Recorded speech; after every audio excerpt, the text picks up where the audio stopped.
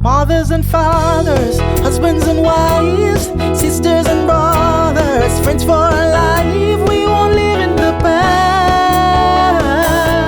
We're making it last. Digital dating, do's and don'ts. It's time for another conversation. Welcome to Making It Last podcast, where it's all about helping us to have better relationships, not just with ourselves, but with other people. Now, to unpack that, we have Bryan Scott. He is a freelance media practitioner. Welcome, Bryan. Thanks for having me. Digital dating, right off the bat, if you had to define that, how would you define that? So it's using technology and social media to captivate or start relationships or intimate relationships. Okay. For those who are skeptical or those who are old school and saying, that is impersonal and there's no real connection, what's your response to that? Things and times have changed. There are a lot of things that can be done in the digital realm that are usually done on the physical or face-to-face realm. Okay, which is exactly what we're going to get into. Yes. So let's start with the don'ts first and then we end with the positive. What are some of the don'ts for digital dating? This one is kind of two-sided. Okay. Privacy. So you have to be very careful on how you put out personal information on social media or on the internet where it concerns dating. Mm-hmm. You don't want to share too much of your personal life in that hemisphere, as it can be used against you in a negative way. It can impact you personally. It can impact you on how you go about your daily work, and it can also impact you financially. Okay. How much is too much in terms of sharing of information? Because at the end of the day, you do want the person, especially if you're using one of these online dating platforms, you do want persons to know enough about you to be interested. Right. So how much is too much? So you can start by, the pleasantries. So, Okay. or your name, where you're from, some of your likes, some of your hobbies, things that you'd like to do, Okay. foods you like, So if you're a person that likes hiking, you can find a way to start a topic of discussion on that. You can also share, certain contact information, but you would want to tone it down when it gets to your finances. Okay, fair enough. You want to tone it down where it gets to where you work, because you don't want to have that information out there just yet. You'd want, to get through the talking stage, as we like to call it, before you share some detailed personal information. Okay. Another don't. What's another don't? Another don't.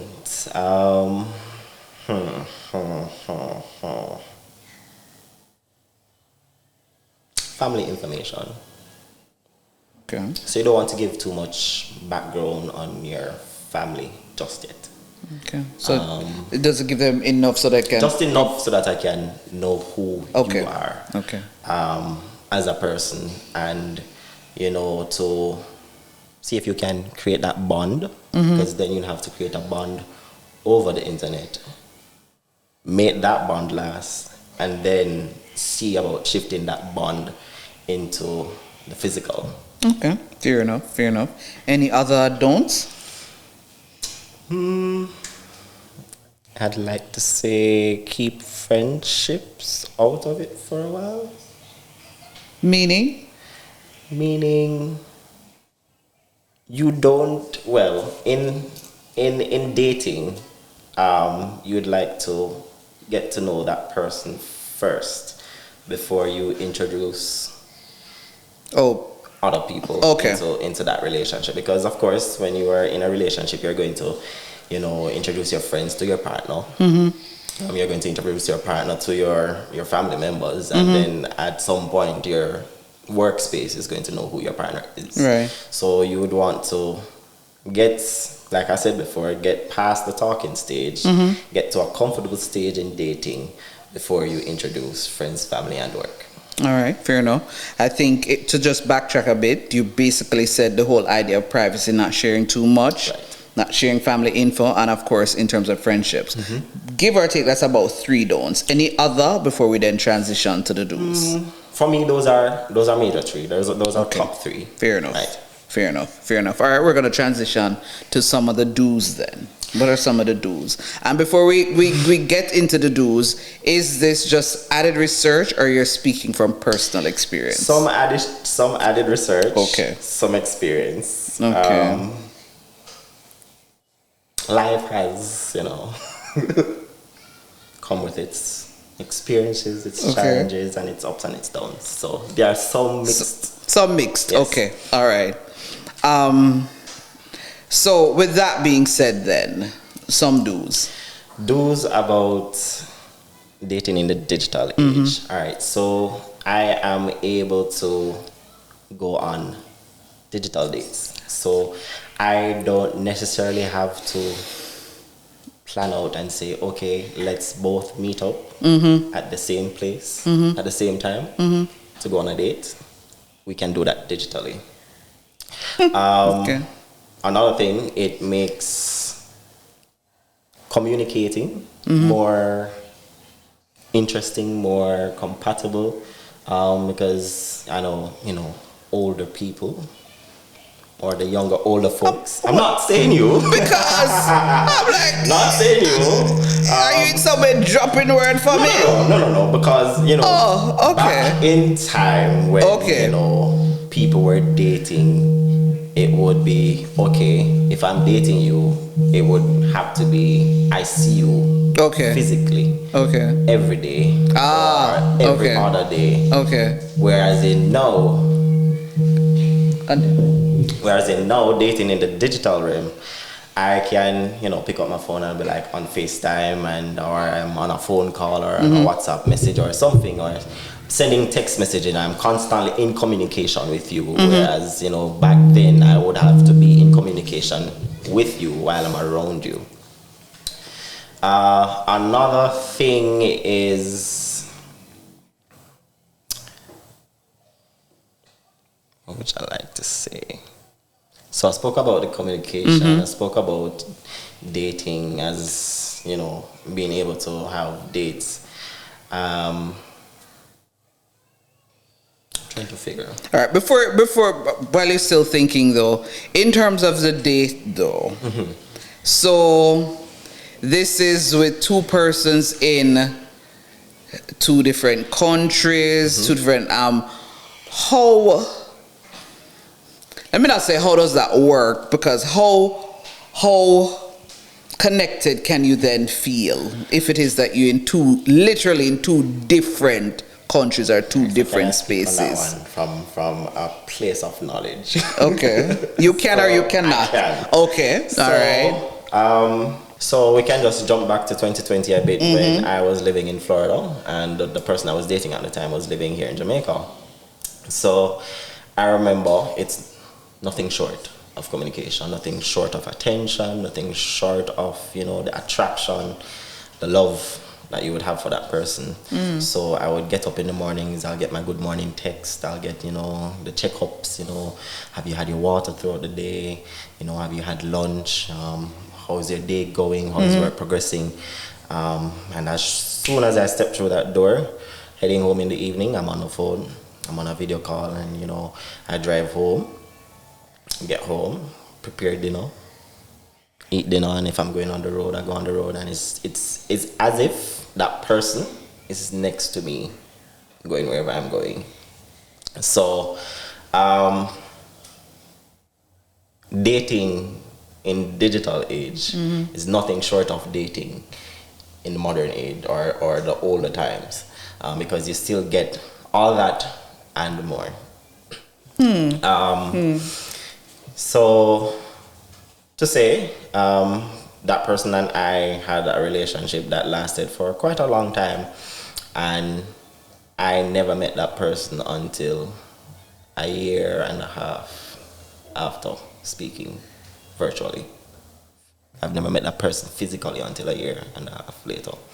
So, and then it makes the physical attraction even more, because like, okay, everything is heightened now. It's like, oh, I'm finally able to see this person. I'm going to actually get to, physically touch, hold, and, just be in a space with them. And, when all of that happened, it was like fireworks. So, I mean, it does have. Okay. I'm going to have you backtrack a little bit, though. You said all that and more, meaning what? My name is Bryan Scott. We're discussing digital dating here on the Making It Last podcast. I know that you're enjoying the discussion, but we're going to take a quick break. We'll be right back.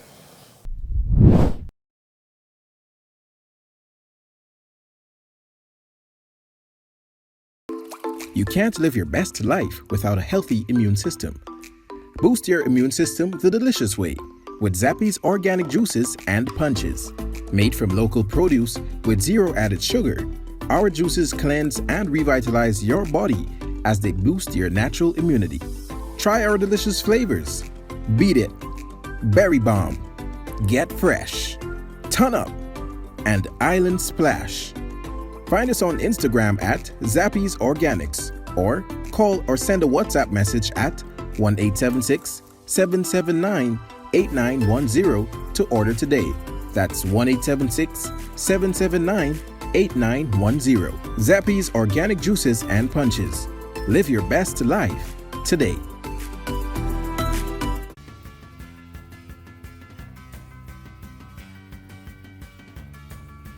Hello, my name is Nicky Mason, and I want to share with you my journey with Noreen Daly in my communication coaching sessions. As I went through the sessions with Noreen, I was able to recognize my strengths in communication. Some things I didn't recognize that I would do, she was able to unearth and allow me to recognize that these are some strengths that I had. I did have some weaknesses which I was challenged to overcome through research, reviewing other public speakers, and being able to sit before a camera and to speak to an audience, an invisible audience. It was fun, and as a coach, she was patient and she gave good feedback, and she was able to give me the insight into communication as to how to best use my skills, my natural communication strengths to be engaging as a speaker. And I would recommend anybody who seeks to become a more competent communicator to enroll in her program, reach out to her, and I believe you're going to enjoy the journey as much as I did. Thanks.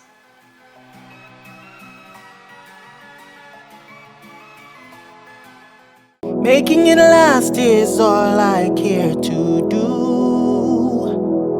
You loving me, I loving you. Mothers and fathers, husbands and wives, sisters and brothers, friends for life. Welcome back. My name is Bryan Scott, and we are discussing digital dating here on the Making It Last podcast. Let's continue the discussion.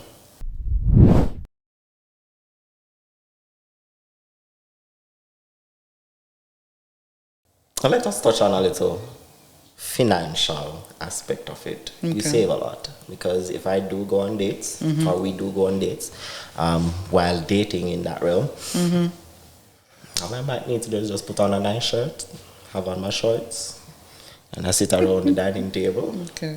Dinner is prepared by me, and I'm eating. It's the same thing for them. You save money. It makes more interesting, because then you can cook together. So I'll be cooking over here and you're cooking over there, but you're allowing me into the space. Whereas if it was supposed to be a traditional date where I come and I'll take you out for dinner, and I'll have to find a nice fine dining restaurant, you can just imagine what the bill at the end of that date would be. You're looking at, a couple thousands. I mean, I probably spend a couple bucks to just whip up a nice meal. True. Do you think it's more work though? Do you think it's more difficult managing that process, getting connected, so to speak, in a virtual space, or you think it amounts to the same? Relationship on a whole is work. True. True. And then for relationship to work, both persons have to want it to work. So if I'm giving 100% and you're giving 20, then obviously it's not going to work. And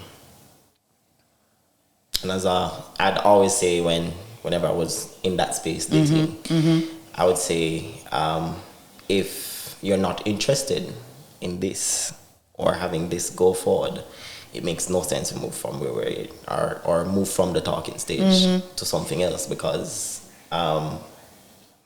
we're both going to be wasting each other's time. And true. Time these days, precious commodity. So for something like that to actually work, both persons have to want it. It cannot be a one-sided thing. For any relationship to work, both persons have to want it. Okay. So it is just general work. Okay. If you had to then,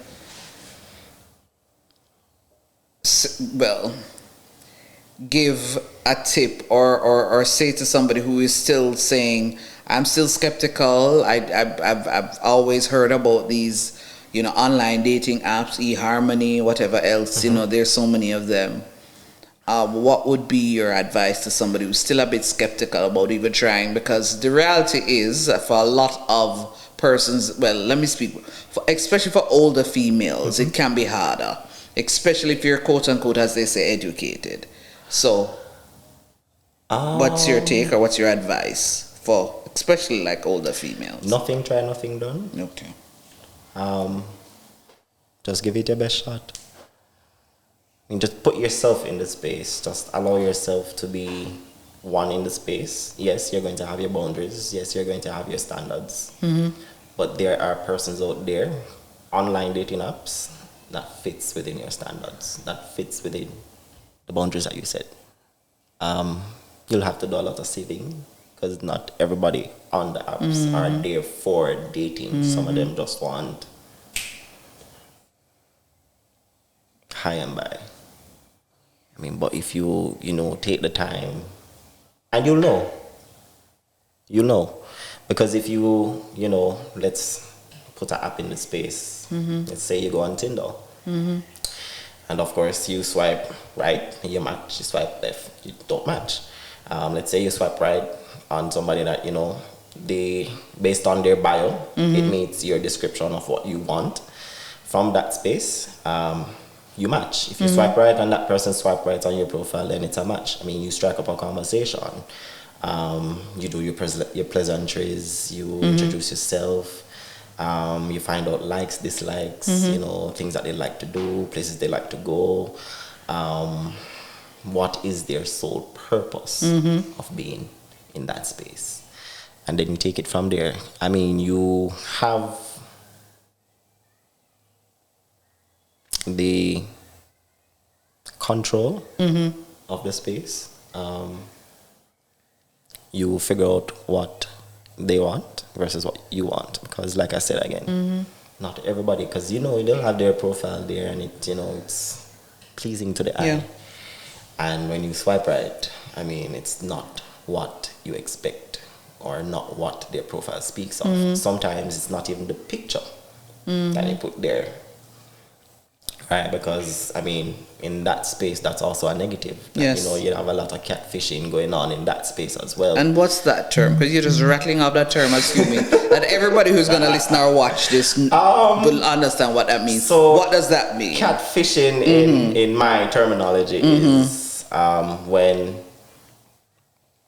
let's say, for instance, I'm going to pick on one of your production crew member. Let's say Bryan is a handsome young man, and he looks better than I do. So I pull Bryan's photographs from his social media pages and I use them as mine. So when you actually see me in person, I'm a catfish. You're not seeing who was on the photo, you're seeing a different person. So that's another thing that you have to be careful of in this space. So like I said, just know what you want, you know, go there, do your research, and nothing is wrong with doing research when dating someone. If anything at all, you should do your research when dating somebody. You know, just look around. Social media is there, the internet is there. People have social media profiles. So it's just how you go about finding them. Yeah. I mean, yeah, I've had to do many of that. Okay. As we're wrapping up, you've said a lot, and if nothing else, I am sure there might be somebody who will probably even, reconsider or even try this. But what would be the one idea you'd want to resonate with my viewers or my listeners regarding the whole idea of digital dating? It affords you time. It affords you comfort. It affords you peace. You do things on your time. So date night doesn't have to be, I need to rush home in this rush hour traffic, try to find an outfit, get my hair done, get the nails done, try to find a shoe, pretty up, put on the makeup and all these things, and then try to beat traffic again to get back to a venue. It's all in comfort of your home. You can prepare dinner, you can be on the phone, you can be on your iPad, your tablet. It's just like we're in the same space. But then again, it has to be something that both parties want. Excellent note to end on. Thank you so much for sharing, K.O. Bryan. This was Making It Last podcast, where it's all about helping us to have better relationships, not just with ourselves, with other people. I'm Noreen Daly. Until next time. Mothers and fathers, husbands and wives, sisters and brothers, friends for life. We want